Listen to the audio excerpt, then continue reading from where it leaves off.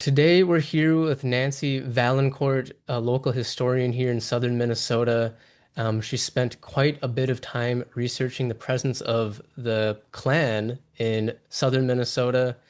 And right off the bat, Nancy, if you could tell us maybe about your background, academic experience, and overall just how you kind of got into this, since it's kind of a Okay. niche topic to get into and It study. is, yes. Um, my background is that I grew up in Winona. I have a bachelor's degree in social work, but when I was raising my children, I discovered I loved libraries more than social work. So I went into library, got work at the Owatonna Library and then Blooming Prairie, and I've worked in libraries for 30 years. I just retired last year. So the the reason why the Klan came about, I grew up hearing stories from my grandfather about the Klan burning crosses on the hills around Stockton, Minnesota, which is close to Winona.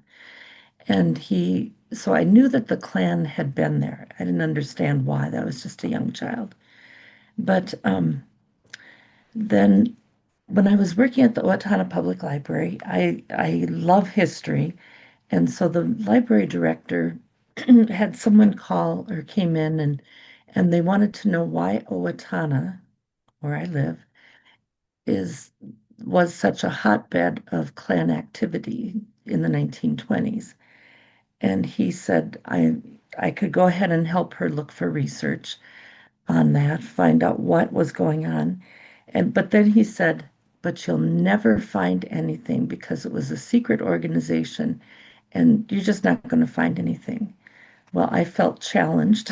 So, so I went to the Steele County Historical Society where I was a board member and found in their files that they had a folder on the Ku Klux Klan. I was pretty excited. I thought this is so easy. Opened it up and there was one piece of paper and it was just a little clipping that said the Klan was meeting at the former Baptist church in Ellendale. It didn't say too much, but it had a date. And then using that date, I went back to the newspapers, both before and after. And I have I have a file cabinet drawer full of papers that I found. I also have started a website which isn't quite ready for public viewing, but that tells about the how the Klan recruited and where they were active in the state of Minnesota. So. And the answer to the question is why was Owatonna a hotbed of Klan activity? Is that they hosted three consecutive statewide conclaves, their meetings that they had. So um, no other town had that many statewide ones. But the honest truth is that every town that I've looked at in southern Minnesota has small, large. They've had some, at least, attempts to start the Klan in them. So Owatonna was only unique because I like to say they were better organized. They had the Klan 3 years in a row here. Oh, wow. I Yeah. guess the initial question I feel like viewers and a lot of people would have is why Minnesota? Oh, the Klan was trying to have have a presence in every state in the Union. This was Okay, there are three different time frames really for the Klan. The first was right after the Civil War, and that was in the South. It was they were trying to keep the formerly enslaved people in their lower, inferior social position. So the Klan began there, and they were eventually, because there was so much violence, they were outlawed by Congress in the 1870s. But then along came the movie Birth of a Nation in 1915. And there's actually a really good book about the movie itself and how it affected society. But one of the ways that it affected society was that some people in Georgia thought this is the perfect time to resurrect the Klan, but this time we're going to do it as a patriotic society. We're not going to just be attacking people. We're going to be telling people that they can be true Americans. They can be 100% American, America first. This was right at the time of the World War I, where people didn't want to send their children to to Europe to fight European wars. They wanted to keep their children at home. And so there was definitely a pro-American feeling, a nationalist movement. And so the Klan fed on that. And their goal then was to have a Klan unit in each state of the United States, all 50 states, well, 48 at that point.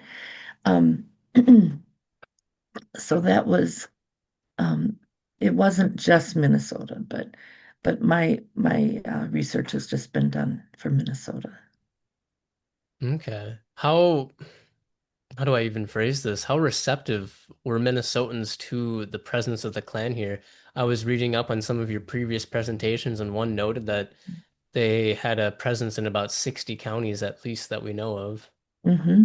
That's right.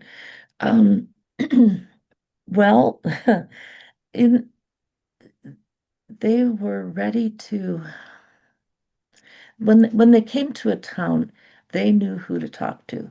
They would go and talk to um, local veterans groups because they were, pro-American. And they would also go to some of the Protestant ministers. Here in Minnesota, especially in the southern part of the state, we did not have the the black people to target as they did in larger cities or in other areas of the country. But the Klan was also against Catholics. And so they used that. There was a lot of anti-Catholic sentiment. There were stories that the the Catholics had taken oaths that they would be more loyal to the Pope than to an American president.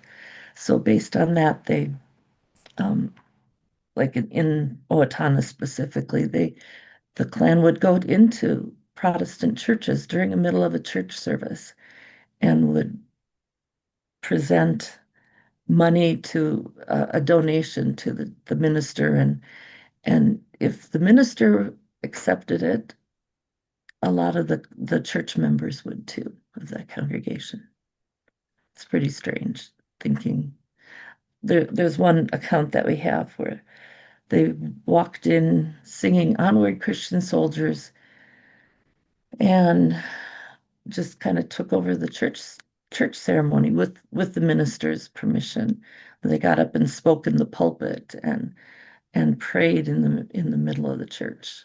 Um, it just when I read that one, I was like, this happened here? It just didn't seem right, but it did. And a ton I can verify 5 different visits to different churches Oh, wow. that happened. So anyway, so overall, if if you were in a certain group who didn't like Catholics, you listened, okay? Or if you were a veteran, or but then there were the people who were targeted, who of course did not want to be involved in the Klan. Yeah, So, it's shocking to even hear some of this because like growing up here, we hear about how we have one of the Confederate battle flags and we don't give it back to what is it, West right, Virginia or something, and that that's right, we were as Minnesotans were like very opposed to, the Civil War and all that stuff, and we were right. proud to Had the first some of the first troops were well, they were the ones who fought at Gettysburg, Minnesota first, and then also the governor was with Lincoln when war was declared, and so the Minnesota governor was the first to say we're sending troops. But yeah, that's our identity, um, to be on as we think, the right side of the Civil War, and then to have this.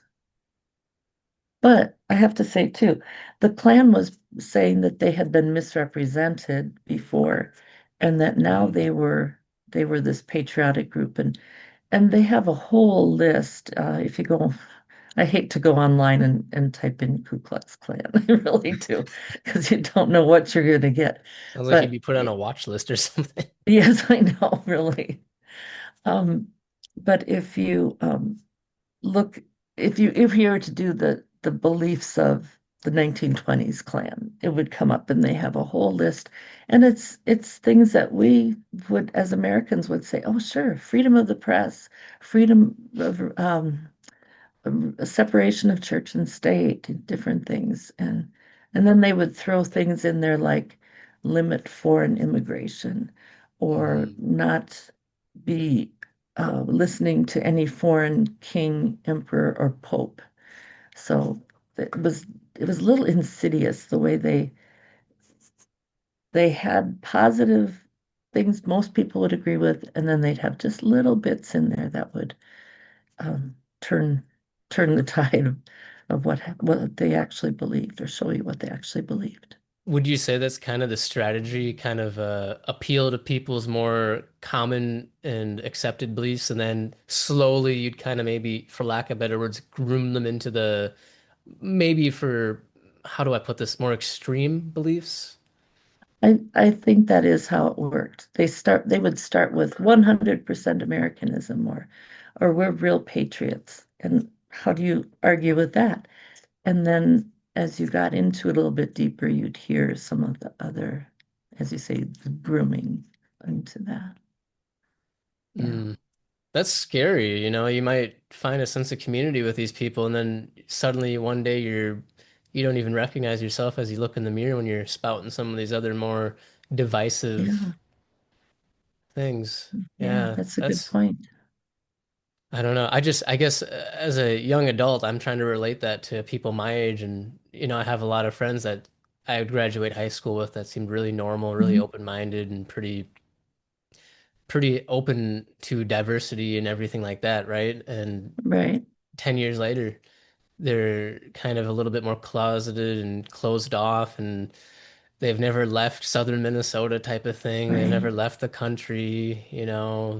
And it's just It's like, well, what happened here? And then suddenly I've chatted with some friends, and they've outwardly said very xenophobic and bigoted things, and it's just like, my dude, what happened? but like, Where'd you go yeah, wrong? yeah. And they always have excuses. Well, I don't mean it like that. I don't mean it like this. But it's like, well, you're not speaking politically correct or in an accountable way that would No, indicate that you don't mean that. right. Every statement you say shouldn't come with a little asterisk about what you really mean. Oh, that's a good point. There are a lot of similarities between how the Klan recruited and got their membership, um, and between then and now, where you start out pro-American, and then you kind of keep going down the road of not accepting other people. So it definitely parallels.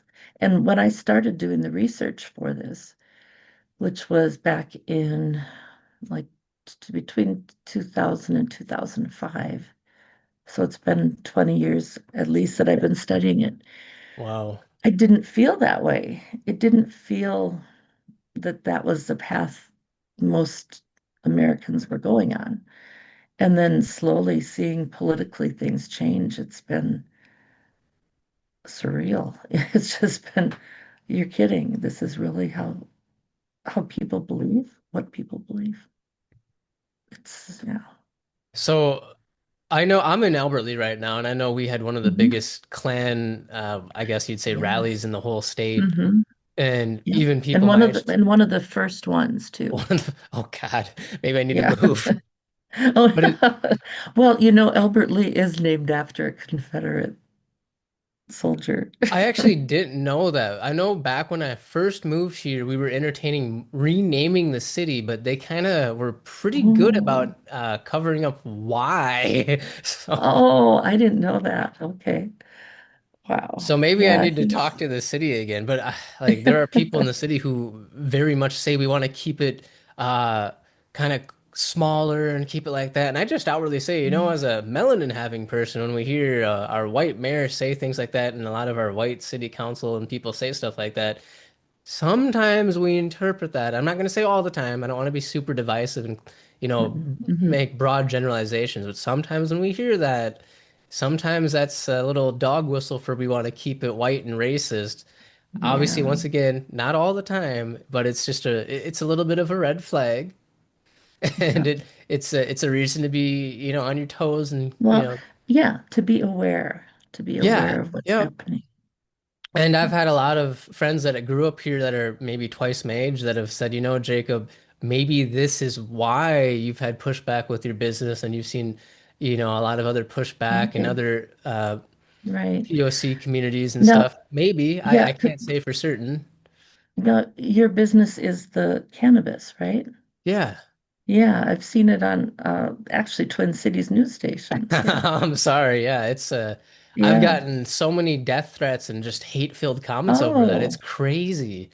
And wow. people, instead of asking me questions, it's actually really shocking to see how many people will just outright treat me with prejudice. And it's just Oh, like, geez, man, I'm happy to answer questions. I'm always happy to talk to people. yeah. I've found that it doesn't matter where you are politically, as long as I can have a conversation with you, we almost always get along type of thing. But then there's Hmm. that whole other side of people who just want to just Who won't jump the talk? gun Yeah. and put the cart ahead of the horse. And it's just like, I look for answers. I try to be very logical. That's just human nature in a lot of ways. And it's just like, well, why are people like this down here? And that's what kind of led me to you. And then people were like, well, this might be a factor, Jacob. And I'm just like, even if it was 100 years ago, and they're like, well, that's like one Yeah. and a quarter lifetimes ago. If these people live into their Right. 70s and 80s, their kids are I still well and alive. They are. And I know some people whose parents were really involved in it. And Mm. actually, the person I know has the initials KKK because their family was so involved in it. Holy So shit, that's pretty it, blatant. I know when I heard that, it's like, whoa. Um, but so there's the generational thing where it's been passed down in families. Maybe not institutionally, hopefully not, but individuals maybe knew their family was involvement. Um, I don't usually, I know the names of a few families who have been involved, and I don't usually publicize those. I figure we don't need to bring shame or questions to family members. But unfortunately, I think there are some who maybe got those same feelings, and it could have Mm. happened in Albert Lee too, you know. Yeah, and then Um, I'm from Austin too, and I was reading stories from back in the oh, day where what happened to some of those Hormel employees that get ran out of town, and yes, yeah. there's a whole website. I forgot the URL, but like you can look up suspected sundown towns in Albert Lee and Austin around there. Oh, yes, yes, they are. I just read the book Sundown Towns. I don't know who the author is, but yes, they mention Hormel, and I Mm, don't know that they mentioned Albert Lee, but Austin was quite um, prominent in what they talked wow, about for Minnesota. wow. Yeah. That yeah, I guess having been raised there, I you can see the vestiges of those beliefs. I'll word it that way. I try to be careful, but. Yes, I know. I mean, I'll put it this way. I had close childhood friends whose parents were blatant racist, and they never liked us hanging out, even though we were best friends. Oh, wow. And it's just stuff like that. And to my friend's credit, RIP, he's unfortunately passed away. But the kids, a lot of the kids would try to outgrow that, and I'll give them credit. And Hmm. that's where I kind of agree with you. And I don't want to name names or shame anyone because, shame can be such a powerful thing that it will either people either grow from it or they'll double down on those Yes, beliefs. So True. I want to always give people the opportunity to outgrow that and gain more perspective. But yeah, I mean, Yeah. continuing on, I'd love to know if, and you don't have to answer every question I ask you. I Mhm. don't want to put you on in a paint you, let you paint yourself in a corner or make you a target or anything, you know what I mean? Because I know the Right. times we're living in I, are pretty crazy. But I, okay. I've been fortunate so far. I've tried to present it factually, and I've had complaints that I'm coming, but nobody has afterwards said I should not have come. So hopefully they had learned of something. But anyway, go ahead. I'm sorry. well, I guess I just want to know, like, do you see parallels in like today's political, I don't even know how to phrase this, like just politics in general, I suppose, and kind of some of the rhetoric used by the Klan? Yes. Um, And then follow up to that is, should we be concerned about that? And what do we do? um, yes, there definitely are parallels. This book, the Second Coming, it's going to show up backwards. The Second Coming of the KKK, the Ku Klux Klan of the 1920s, and the American political position or tradition. This one is really, it talks about the parallels between the political situation then and now and how it came together. Um, so if you have any doubts, this is a good book to read because it really it points them out. And some of the things uh, I kind of mentioned before, but the where they portray themselves as super patriotic, the use of the flag, the use of the Christian traditions too. They would use the cross as their symbol. Um, so somewhat like the evangelicals who hold that up and say this is what we should be doing as Americans, as Christians. So that definitely is similar. And then some of the phrases, if you go back, there was an America, and this wasn't just the Klan. I mean, there were other groups that were like this also in the 1920s and into the 1930s, so that they were, the um, going for the pure racial groups. They didn't want to have mixed races and all that. So um, they would though talk about 100% Americanism. American Legion still uses that as one of their tenets, 100% Americanism. And then there's also um, people who, sorry, to get this thought straight in my mind here. Um, okay, so they did that, but then they also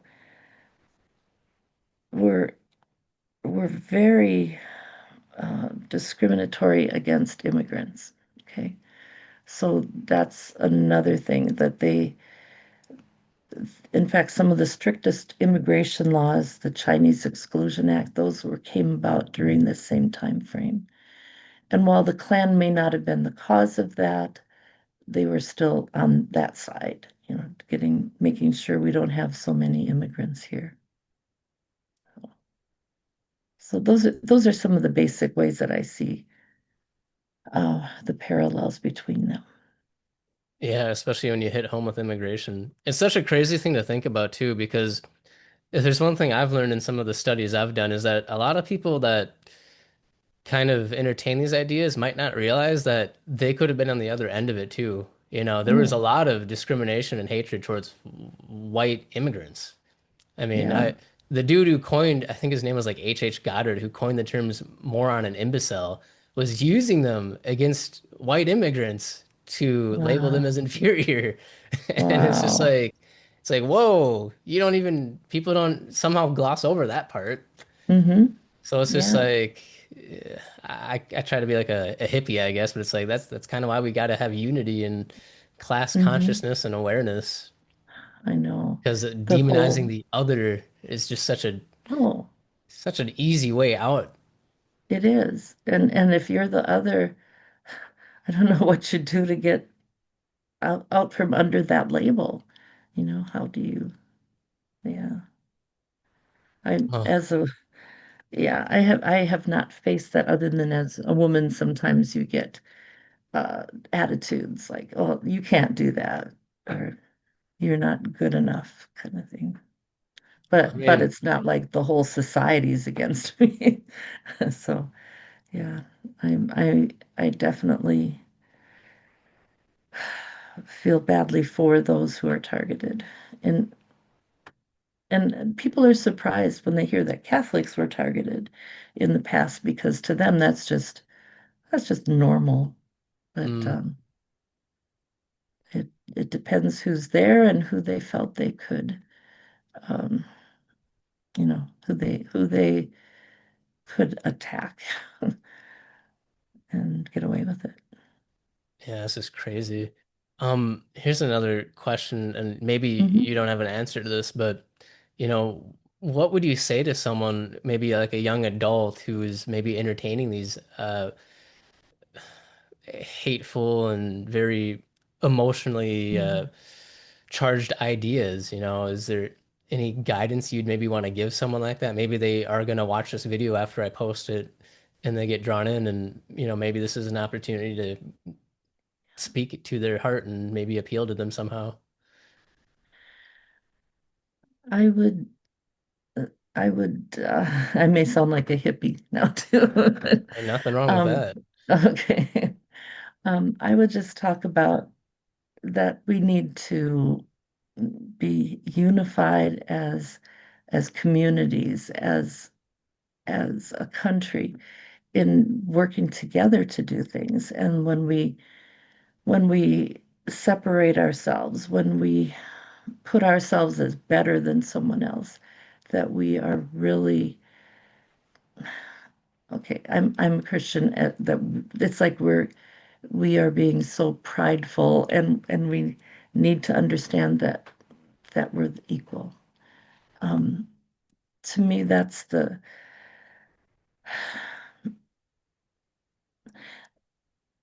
that is the biggest thing, that just to understand that we are all equal. Nobody's better than the other.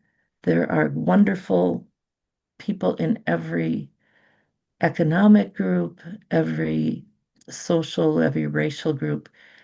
And when we lump them together, we are being so unfair to them, to other people. So we need to just understand that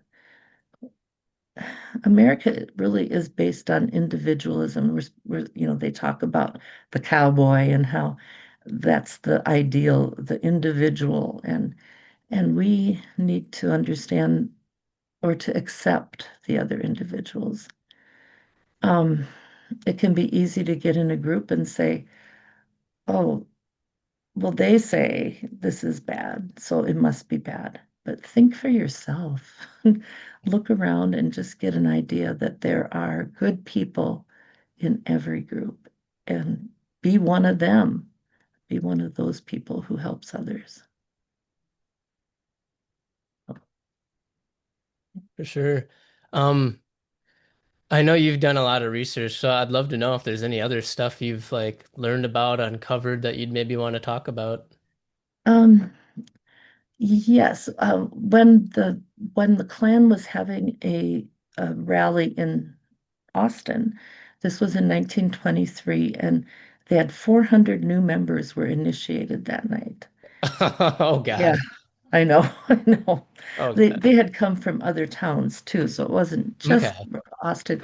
But one of the Klan leaders there spoke and said that they wanted to have a Klan organization in every county in the state of Minnesota. So that's kind of been where I'm at, doing research to see if they made it. And so far, you said, I've put out a map that shows the ones that I have. Um, and I'd be happy to share that with you. But it Yeah, has, please. okay, um, it has um, it's probably between 55 and 60. I kind of lose count, but it's right in there. And so there's 87 counties, so I just have a few more to check to see if in some cases the recruiter came and then it's hard to tell if the organization continued or if it was just him talking. So, one other interesting thing that I found is the main recruiter for this area of the state. His name was Twilight Orn, but that wasn't really his name. They the Klan leaders often took different names. So he was actually a from Hutchinson. His name was Peter Sletterdall, and he had a very strong influence on the Klan statewide. He wrote it, he had a newspaper, a weekly newspaper that he wrote about the Klan. Okay, sorry for the little interruption. So where were we? We were talking about Twilight Orn and how he was really involved in the Klan. And then there's two things. One is that he had an awakening and turned against the Klan because of their actions. The other is that they didn't pay him what they'd said they were going to pay him. So I don't know which is the reason for his unhappiness with the Klan. But then he wrote a book against the Klan, and I'd really like to delve into that more and because he was a Minnesota, he was one of the main people here from Minnesota. So anyway, you'd asked what were some of the newer things we found, and that's one that I'd like to delve into more. Yeah, I'm definitely interested in that. I guess I'm wondering what he wrote and what kind of motivated his departure. Yeah, and he didn't write the book until the 1940s, so then he'd had some time to really process what the Klan had been like. So, um, anyway, that's stay tuned. I'm trying to work on that one. Yeah, I might have to have a part two. Yes, Um, right. yeah. What else have you learned then? Is there any other like just important Um, facts? yes, well, okay. I go back to when I was when my doctor, excuse me, my mind is on medical things. When my boss at the library said, "You'll never find anything." And what we found happened was that when I started speaking about it, more and more people brought things out. Okay. This one woman here in Steele County had found a that her uncle, when after he passed away, she found several items in his possession, and her sons had been begging her to just burn them. And then when we started talking about it, she donated them to the Steele County Historical Society. So um, there are things in people's attics and basements, whatever, that tell the story. And one family from trying to, the family themselves, I think, live near Austin, right in that area. But the aunt who passed away had lived in Blooming Prairie and Casson and Dodge Center and Claremont. And they found two Klan hoods in her possession after she died. So it's not uncommon to find that. So they gave them to me, and I use one when I do my presentations. Do you have it with So you? I have it right here. My children, especially my one daughter, is like, "Can you move that hood so it's not in this?" I don't display it or anything, but Yeah. it's in the box, and like, yeah, it's in my box. So here we go. Um, One thing Minnesota had. Okay, here it is. Holy shit. For better or Yeah, worse, it's a piece of history. it's there. Yeah. Wow. Sorry, it's not easy to get the whole thing. Um, there was a state law in Minnesota. So one when I first got it, you could see the lines where they had folded it up inside. So this is how it would have been worn. Mm. Um, so And that's without because the of the creep. state law, or what do you mean? Yeah, because of the state law that was passed in 1923, and it was unanimously passed in the state by the Minnesota State Legislature, where that they could not cover their faces Now, was or that names. intended specifically for the Klan or just in general? I believe it was specific for the Klan. Wow. So there was Yeah, actually some major legislative pushback. there was, yeah. And when I talk about when I give my presentations, I don't want people to think it was carte blanche that the Klan got they were really in power.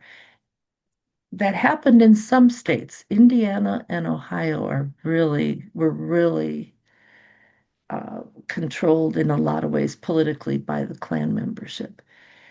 But here in Minnesota, it was not that way. Um, in fact, there was one man who wanted to run for governor, and he was outed as having been a member of the Klan. And so he said, well, I didn't really believe it. I just was there to find out what it was about. Well, he still didn't, yeah, I know. He still did not get elected as governor. He dropped out. So, so there were groups. There was the NAACP had chapters. Even Rochester had one, and then the Twin Cities. Some of the larger towns had that. Wow. And the Knights of Columbus and the Catholic Church, the men's group, they just took it on themselves to try to protect the families because crosses would be burned in the on the farms or by Catholic churches near people who they knew were Catholic. So the Knights of Columbus would try to have an ear to know what was going on to help the Catholic members. So so there were people who fought against it. But, That's good to know. I'm still kind of in shock. I've never seen a Klan hood. I mean, not oh, obviously not in person, but even just through a screen, it's like yeah, a sobering thing, you know? You don't I know. And doesn't hit home I until it really hits home type of thing. I have one of the most disturbing pictures is from the church in Claremont, the Presbyterian church there, where they took a picture of the congregation. The first two and a half rows are Klan members, all with their hoods on. And then the rest of the congregation is standing behind them. And the really creepy part is that the woman whose Klan hood that was a member of that church. So although we can't identify her because the picture is not that good of quality, there's a very good possibility she and her hood are in that photograph. Do you have that with you? I have a copy. Just a second. Okay, just a second. Yeah, sorry to make you do It's work. It's just be oh interesting to no, be able to no, document no, some no. of this This is on YouTube and just have it yes. there. Okay, there is the picture. Oh, wow. I know. I have Can a you hold it friend up a who little bit it. more? Sure, a little There you go. closer. Oh, yeah, you gotta. I'm sorry, I'm going the There you wrong go. way. Okay. Yeah, wow. That's Um, that's not what I expected.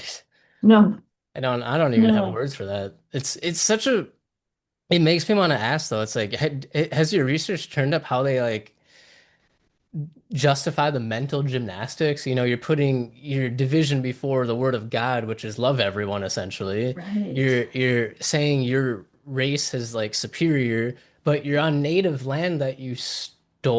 Oh, yes, that's true too. Oh, they didn't, of course, society at that point really wasn't, most people weren't thinking that way, that it Mm. was divine destiny and that they were Ah, to yeah, yeah, that's classic. manifest destiny. Yeah. Yeah, good old Um, manifest destiny. Yeah. yes. When a friend of mine attends that Presbyterian church where that picture was taken, and she said that the congregation is aware of it, that they don't that they don't talk about it a whole lot, but just that that was a hard time in their church. I have another minister here in Owatonna has offered that I can look at their records from the 1920s because there's got to be something in there about the Klan visiting, or that group, that church had the Come Clean Club for their youth, and it was all K's. For the youth? I know, for the youth, right? And it Why was that name? Do you know? I don't. That's what I'm hoping to find out a little bit more when I Come look at those Clean Club. records. What are they coming clean about? I have so many I questions. well, must have been, I don't I don't know. But as I said, all K's, and they would advertise it as such. So the Hmm. Klan did try to, they had women's groups, they considered it a whole family organization. The families could be involved together. Yeah, I guess I've heard reports where it'd be kind of like a family ordeal to like watch a lynching type of thing. It's just did we have anything that grotesque, for lack of better words, and that might be putting it lightly, go on in Minnesota? Um, no. There had been the lynchings in Duluth in 1920. Three black men had been lynched Oh who had been wow. accused by a That woman far that, north too. Wow. yeah, And they were Duluth, circus. that's crazy too, because back to the immigration aspect I was talking about, the Duluth Museum really delves into the immigration history there, and it's really Oh, I haven't cool. been to that one. But Yeah, it's yeah, it shocks me to think that there were actually hangings there. yeah. What's the history behind those? That was set up that, okay, a circus had come to Duluth, and these black men were circus workers with the carnival. And a woman accused them of raping her. Um, Oh, it's very, it's very questionable that that actually happened. It was more likely that she was out with her boyfriend and was in trouble being out when she wasn't supposed to be. So instead, she blamed. I mean, it's you can read books about it, you can make your own conclusion. But yeah, it makes me think of anyway, like Emmett Till. yeah, yeah. So they were arrested. They were put in the jail in downtown Duluth, and a mob came and took them out and hung them from a street lamp outside. And if you ever go up to Duluth, they've done what they can um, to reconcile what happened. They have made a plaza close to where the lynching took place, and then it has memorial tributes to the three men. So if you it's probably not a big tourist attraction there, but Yeah. but it's the city has tried to answer what happened. But as regarding the Klan itself, um, I I have not found any lynchings that could be attributed to them. The most violent that I'm aware of, and that's close to home here, is down near Blooming Prairie, where a Catholic family was at home. They heard horses outside, looked out, and there were Klan members with torches. And the Klan people said that they were going to burn the house down with them in it. And luckily, some of the brothers, some of the sons of the people who owned it were there, and they came out on the porch each with a shotgun. I think there are like four, maybe more of them. And they said, well, go ahead, but we're going to get some of you too. So there's kind of an impasse, and eventually the Klan members left and no one was hurt. So, there was the potential for violence for sure, but I have not seen any real proof that there was. So, yay. Yeah, I Yep. suppose, right? We Jeez. It's just, yeah, it's surreal learning this. It's actually, I don't know how to put this into words, but I guess, coming from Austin, having family and living in Albert Lea now, and having for better or worse, Southern Minnesota be my home. I guess I just wish we would have learned more about this in school. That's all I can say. Not a part of the curriculum. Not at all. I one of the professors who taught a Minnesota history class in at RCT's Riverland in Austin. Yep. I would go and speak to his class, but now he's retired, so we don't even get that. So, um, Hey, if you ever yeah. would want, I work at the Albert Lee Arts Center. You'd be happy to have you come and Oh, do a presentation there. I have spoken in Albert Lea at the library and at the Historical Society. And I don't know if you've been in touch with the Historical Society, but they have a full Klan outfit that was given to them in the Yeah, I Freeborn wasn't aware of County. that. Yeah. They don't always have it up, but the time that I spoke, they did put it up so people could see it. Yeah. Yeah. So there's um at the time at the I I actually could probably share this with you online here. At the time that the first meeting was held in Albert Lea, that because it was one of the first big rally. Um, just gonna find the picture. Yeah, if you send me Here. any photos too, I can lay them over the Put interview them so in. you can see them Sure. there. Okay, that's not as good a one as I thought it was. I will have to send that separately because I thought that it told that part. Yeah, feel free to describe it because then I'll overlay it while you describe Oh, it. sure. Okay. It is a, an article from the Call of the North, which was, oh, here, I found it. Um, it is Klansmen parade at Albert Lea. That's their big headline. And heavy downpour of rain does not stop KKK ceremonials. And the byline under the Call of the North is eternal vigilance is the price of liberty. So this was a pro-Klan newspaper. Oh I'm boy. not sure. Yeah, not sure if I can share this with you to try.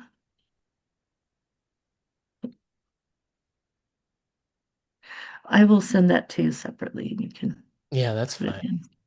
And I also have a one thing that is very just to get a feeling of what happened, the a photography studio here in Owatonna put together a whole album of the photographs from the first conclave that was held here in 1925, 100 years ago. And that was, there's no provenance to know who donated it, but someone donated it to the Minnesota Historical Society. And I have permission to use some of those photographs in my programs. So I will send you some pictures. It was held at the Steele County Fairgrounds, which is our Mecca um, in Steele County. But some of the Now I photographs of feel weird if I go to the fair. well, most people don't know that happened there. So um, anyway, and it has photographs of different floats that came. None of them were from Owatonna. So my guess is the Owatonna people didn't really want to be photographed, but the other other towns it was okay to do. So That's interesting. Part of my language, I guess, is kind of the definition of don't shit where you sleep or eat type of thing. yeah, yeah, and it's interesting because for we had two newspapers in Owatonna, and one of them, well, both of them began when the Klan first started coming. Them both of them had articles about it, but after that big conclave, one of the newspapers totally stopped reporting on anything Klan related, and the other one kept on doing it and would have advertisements from the Klan, paid advertisements for Oh, geez. upcoming events. Yeah.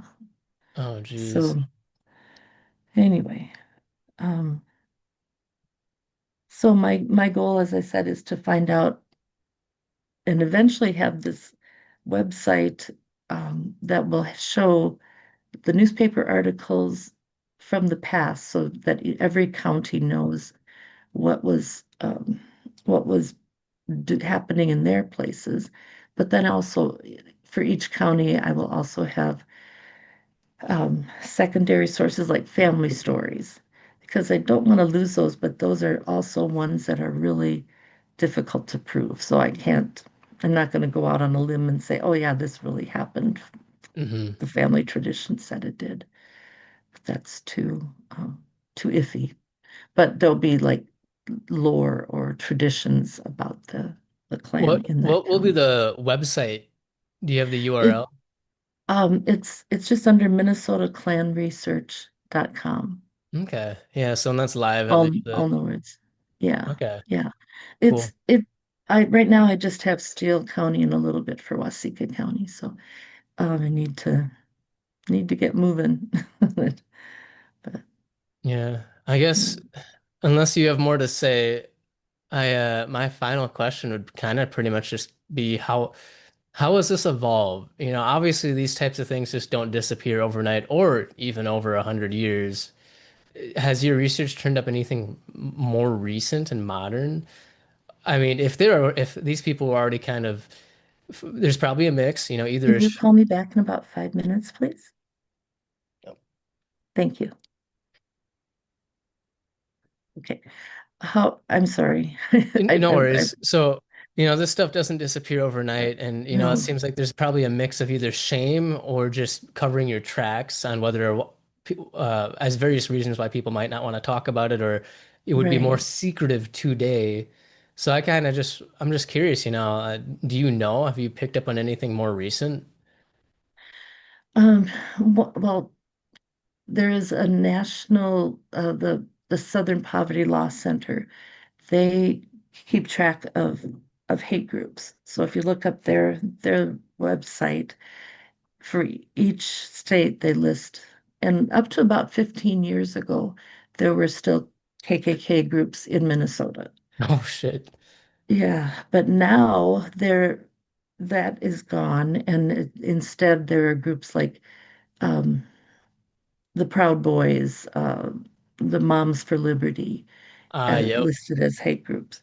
So the attitudes are still out there. It may just have a different name. Um, And some of them are in our the, current administration. Hey. it's true. Um, yeah, I'd suggest looking at that.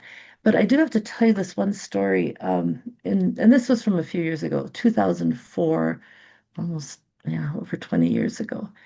The newspaper um, had a friend of mine was writing history articles, and he wrote about different clubs and organizations, and it said that he had one sentence: the KKK was active in Owatonna for a short time. And the editor of the newspaper got a an irate phone call from a woman, and she said, "You take that out of there. That never happened in Owatonna." And okay, we have all this proof, but some people don't want to accept the fact that maybe their ancestors were real people and had faults and cracks and got fooled by groups. So so Yeah. we all have to be vigilant to take a look at what we think and what groups we're becoming involved in. Yeah, I mean that's why I love what you're doing too, because adding into what you just said, it is really curious to see how hard it is to turn up some of this stuff. You know, when I Uh, was even Googling some of Albert Lee's ties to this, the only article I found I think was by the Star Tribune. I oh couldn't even wow, find okay, local stuff on the internet. And obviously, I haven't gone to like a library or anything physically, but I was just trying to figure right. out, you know, it's someone my age is 2025. You'd think there'd be some digital documentation by now. And that's kind of why we're We here would, and today, that's because I yeah, want to and that's start why I want building to that get my footprint. website up so people will know, will have be able to look at it and say, "Oh yeah, look, this really did happen." So, Yeah, I mean, if any of these types of people watch this for some reason or another, it's don't be ashamed of your past if you're truly trying to grow from it. yeah, You good know, point. you got to be accountable. If Grandpappy did something you're not favorable with, then just say that. Yes, that's good. Well, I So, appreciate you letting me share share my experiences and what I've been able to find because yeah, it doesn't do me any good just sitting in my my file cabinet drawer. yeah, yeah, for sure. And by all means, you're more than welcome to come back on when you learn more and have more to Okay. say. I mean, it Okay. sounds like there's going to be a plethora of stuff. I mean, it Yeah. sounds like Well, there already just has been. yeah. Right. Just to get the information kind of organized so I can share it better. It's what I'd like to do. Yeah, of course. Yeah. Um, I guess if you want to, is there anything you want to shout out? Anything you want to talk about? Are you open to people reaching out to you? I am Where can people find you and and contact you? I give you my my history email, which is NancyHistory@gmail.com. No, Okay. I'll put no, that in the video description too. You just said it, yes. so that's perfect. Yeah. Okay. Okay. Yeah, everyone feel free to reach out to her if you maybe have history you want to share with her. Maybe you have I hate to say the word, maybe relics is a better word to Yeah. say. Yeah. You know, Yeah. you obviously have methods of keeping track of those and maybe could forward them to the historical societies. Hmm. Yeah. Right. So we do. So very Yeah. good. Awesome. Well, thank you so much for your time. It's been an absolute pleasure having you on. I Mm, hope the interview lived up to your expectations. it I've did. learned a Thank you. lot and I'm still a little speechless. I didn't think I'd see that photo. I didn't think I'd see a hood. I Oh. mean, geez. And I'll send you some more pictures. Yeah, To please do. if I think I'll double check that I have your email, but I think I do. Yeah, and I'll Yeah. text it to you. Again, Okay. thank you so much. All right. Thank you, Jacob.